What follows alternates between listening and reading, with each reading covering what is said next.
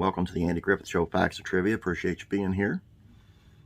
Before we get started, I ask you to please subscribe and share these out on your Facebook page or whatever social media you're on, and please give us a like. Thank you. Today's video is on how hard of a worker Andy Griffith really was on the show, with the show, and a few other little things. Let's get to it. The Andy Griffith Show book author Richard Kelly quoted the hit comedy's creator as he revealed his strategy for gathering the crew of writers that would lead the show to a success. An essential part of the Griffith team was the writer, Kelly wrote. Sheldon Leonard explained how he secured some of the best writers in the business. You acquired writers then the same way you acquired writers for any show today, and the way you'll do it far into the distant future.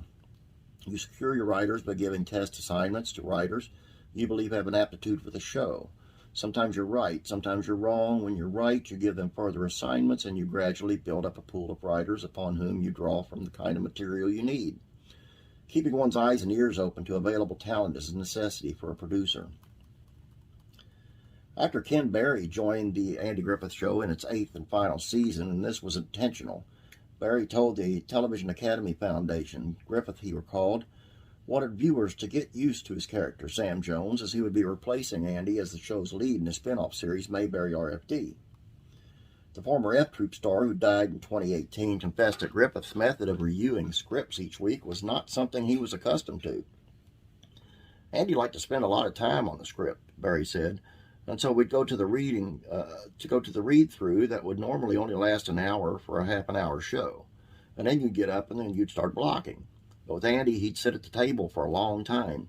He'd be sure everything was right and everything was on the page. I wasn't used to working that way. I thought if I want to change a word or a phrase here and there, I can do it on the set. Sometimes I would do it when the cameras were rolling, because I knew I wouldn't get away with it if I asked him if I could change something. That's another thing about working in those days. In my experience, you had to be word for word, and the minute that they said cut, the director would check to see that you said all the words right. And they checked with the continuity person, and if it was okay, then they would print it.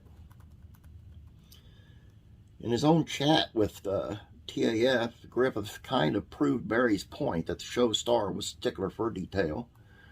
The Andy Taylor actor opened up about one instance when he quarreled with Sheldon Leonard over a script.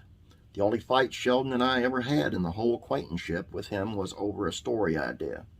He wanted to introduce a character that I knew wasn't going to work, and it didn't.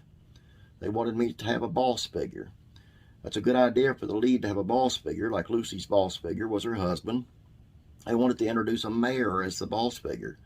I told them before we started that can't work because the mayor cannot be the boss of the sheriff. A sheriff is a county official and a mayor is just a little local town official, so it didn't work. And so while Mayberry had 2 mayors, played first by actor Dick Elliott and then Parley Bear, by the show's 4th season, the town was mayorless and would remain that way for the duration of the season. And kind of puts an idea of how hard Andy worked and how much of a part of the show he was, other than just being an actor. He had real power behind that show. Anyway, that's all I got for you today. I'll give you a short one for Sunday. God bless you. Have a great, blessed Sunday. And be praying for you.